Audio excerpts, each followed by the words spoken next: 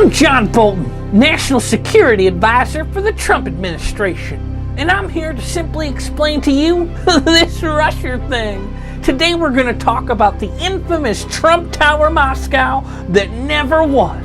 Look, this is a sweet, sweet deal that's been taken out of context for the past 30 years.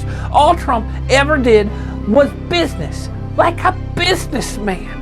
It started in the 80s. The Soviets were in the market for high-end luxury real estate. And if that's what you're into, then Donald Trump is your man. The deal started long, long ago on a wonderful day and continued on. It's no big deal. The man's a real estate developer. That's what he does, okay? Geez, be cool about it. The man is cool. Watch him do business and learn. Watch and learn, suckers! Trump had his first encounter with a Russian ambassador who wanted to do business with him in March 1986. We're going to call this first contact. This man boldly invited himself up to introduce himself to Trump while in town from Russia visiting his daughter. His daughter went to some fancy New York college. Now he says that he was just walking by the building and he was so floored by its beauty that he just had to walk in and meet the owner. He walked into Trump Tower, went right up the escalator to see Trump. Now, I'm not sure what kind of confidence it takes to do that. He probably had to pull some strings. I mean, he's a Soviet ambassador. I'm sure he had some strings to pull, because I'm positive that Trump didn't take that many walk-in meetings, at least not generally speaking. So, they had a meeting, and then they go their separate ways. That could be the end of the story, but it's not. Destiny brings them back together just months later at a luncheon. What are the odds that seating arrangements would have these two men sitting right next to each other? Huh? They're sitting right next to each other. Huh? They're sitting right next to each other. Huh? Now, some would call that chance circumstance. Others might call it a Kremlin coincidence. Huh? Trump later brags in The Art of the Deal that he sat next to the guy at lunch. One thing led to another, and now he's talking about building a large luxury hotel across the street from the Kremlin in partnership with the Soviet government. Woo-hoo! Trump has to go to Russia. He's not just going to buy land without looking at the land, surveying its sweet, sweet property value in the heart of the motherland. We're talking across the street from the U.S. Embassy. It turns out that he was actually invited to Russia for the very first time by a company called Intourist. Well, this company is criticized for being known for working in conjunction with the KGB. So Trump was invited to Russia by the KGB in the 1980s. So he was in affiliation with the KGB. So what? Everyone is. It's like the 6 degrees of Kevin G Bacon. Everyone's affiliated with the KGB, Kevin G Bacon.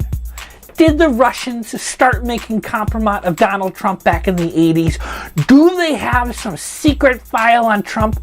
Those are only questions, not answers. So they hold no weight with me.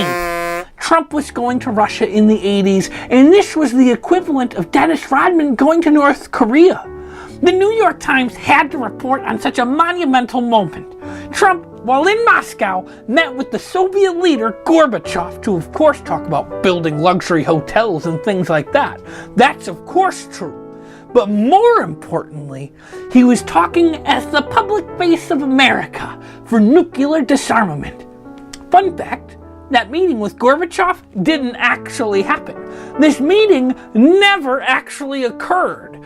But Trump had to make sure that it was easy for the New York Times to report on what was going on. They're not good at writing news. It was really more of a sweet, sweet press release. That's all it really was, a press release, edging on the line of a PR stunt. Sure, it came out in the New York Times, which makes one want to say fake news, but really, it was just an alternative fact investment into Trump's public persona. It made Trump look like a baller. Now, these were his early days of playing the media like a fiddle and crafting a sparkling public persona that we could all love and adore. The real tragedy in this whole Russier thing is that Trump Tower Moscow never came to be. We'll never get to see what a beauty Trump Tower Moscow would look like. Trump tried. It wasn't like he didn't try. He tried again in 1996. He went on a 3-day excursion in Russia. He had his entourage with him, escorting him around Moscow. But no Trump Tower. He tried again in 2005 and tried again in 2015. Still, no Trump Tower. What the hell, right? Trump denies having any business ties to Russia during the 2016 election. He says that he has, in fact, literally, in July 2016, he said, "For the record, I have 0 investments in Russia." And people say that he was lying to the American people. That's just not the case. Let me explain this to you in simple terms that even an idiot can understand, okay? If I have 2 apples and I say I have an apple, that's a true statement. However, if I only have 1 apple and I say I have 2 apples, that's a lie. That's how number facts work. This concludes this episode of this Russier thing. I really hope you enjoyed yourself and learned something about our dear leader Donald Trump, the most wonderful man in America, bar none. Please continue to watch the series where I read over my book, This Russier Thing. Now, if you want to learn more, it's really super simple. It's not complicated. Donald Trump is a great man. He's a heroic man. And when you really look at it, you're going to realize there's nothing to see here. Just a hero of a man and a timeless American tale. Thanks for listening to Papa John Bolton.